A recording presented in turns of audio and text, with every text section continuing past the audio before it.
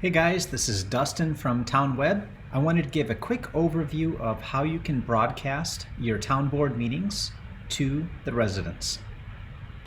Right now, everybody's supposed to stay at home. What I'd like to do is give you an overview of some software that we've been using every day for the last 2 years, which I think is going to be very helpful. Here's the software that I recommend. It's called Zoom. You can go to it by typing in zoom.us. And I'll click over to the pricing page. And you can see that there is a free version. The only problem with the free version is that you're limited to having meetings that are only 40 minutes in length. It's only $15 a month per host. In most cases, you might only need to have one paid account as the host.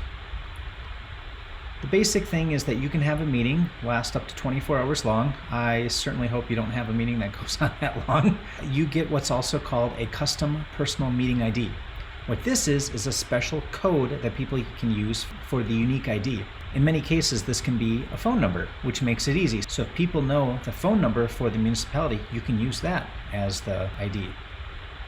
Additionally, you also get 1 gigabyte of cloud recording. Now, 1 gigabyte isn't that long, but the beauty of it is you can still log into your cloud account, download what you want, and you can upload it to another service, such as YouTube or some other place like Vimeo, for example. The thing is, for $15 a month, Zoom just works. It works without requiring any plugins to be running, without any browser extensions.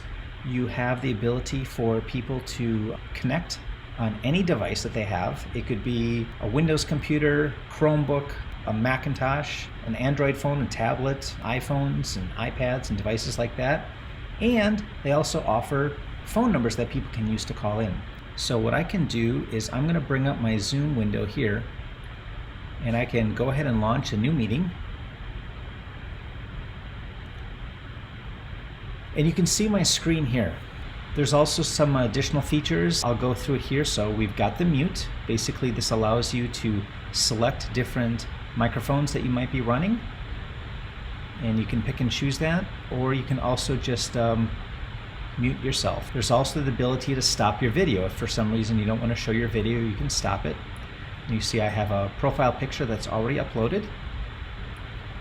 And now I'm running 2 different cameras. I have a webcam, and then I'm also running a DSLR camera, which has a little bit better quality than the webcam. There's also an invite link. So I can invite different members of my team. I can send an email to an individual. I can also copy the URL. Another thing to do is to copy an invitation. And this is a copy of what the invitation looks like. You can see that it shows the Zoom URL. It shows the meeting ID. This is a unique ID that was generated from this one-time meeting. I've also created it so that there's actually a password. This is something that can be changed in the settings so that there is no password. People can just automatically click to join. In addition, we have another area here for sharing. So I can go ahead and share my screen. I'm able to share my desktop area, or I can share a specific browser window. Another feature that's helpful is to have a chat function. This allows people to communicate in a meeting without having to speak up. So sometimes if you're talking about something and somebody has a question, they can go ahead and type it in there. It will be helpful if you either have that window open or somebody else moderating it, or you're talking about something and you don't realize that there's a chat going on. You do have the ability to turn it off so that participants can chat with no one, or only with the host, or they can chat with anyone publicly. And you can also do public and private messaging. And another feature is the ability to record the meeting. You can record either on the computer directly or record to the cloud. The advantage to recording it to the cloud is that you don't have to have any disk space onto your computer. You can just go ahead and have that recorded as you're recording, and it's stored there.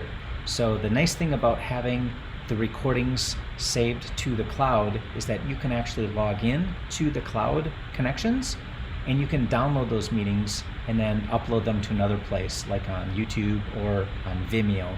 And then here is, we have the ability to live stream. In most cases, people will be live streaming on YouTube. As far as equipment goes, if you're going to be the host of this meeting, it's good to have a laptop made within the last 5 years. Generally, any laptop, I think, made in the last 9-10 years will have a webcam. It'll be sufficient for running the meetings. If you want to have a little bit higher setting, I would recommend getting lavalier mic. This one I think is the best deal. You can see that it's a 2-pack right here. It's 20 bucks, so basically it's $10 per microphone, and it will be one that will connect into your audio input on your computer. You'll have something that's going to be a little bit better quality than maybe the internal microphone on an iPhone, iPad, on a laptop computer. So this is actually something that I've purchased in the past. It works out quite well. For just $22, you have a light that has 3 different settings. It just adds a little bit more light to the picture, and it has a USB slot so it can plug into most modern computers and be powered that way, so you don't need extra batteries. It's a little bit nicer to have something like that than nothing. So in my case, I'm actually using a professional studio umbrella light that's reflecting onto me with the diffuser, but something like this will just enhance the look of the video a bit more than just using standard light. As far as some tips go when conducting the meetings, you can actually go into the settings on Zoom and just have people be muted upon joining. This is a little bit helpful because if you all of a sudden have 5, 10, 15, 25 people joining on a meeting and they don't know that they have to mute themselves, you're going to have a dog barking in the background, baby crying. You might hear some people eating Doritos. It wouldn't hurt to do a couple dry runs with the elected officials, just so that they're up to speed of how to use the technology. Some of them might be a little apprehensive about using it, so it wouldn't hurt to walk them through and show them how they can mute themselves after they're done speaking. Oh, and another feature that Zoom allows is for people to raise their hands and lower their hands. This is going to be helpful if you want to have, are there any comments out there? And you can go through the list of participants and see who has their hand raised. So hopefully you found this information helpful. If anybody needs help setting this up for no charge at all, we can walk you through the process. You can actually call on us to be live participants in a test run if you'd like to go ahead and do that. We're happy to hop on to a Zoom call with you, show you the things that you can click on, show you how it works. This way you get a really good understanding of how to do a dry run before you actually do it live in front of a studio audience. So without further ado, I hope that this totally helps you run your municipality in a way that you help with communication and transparency in a world that's changing.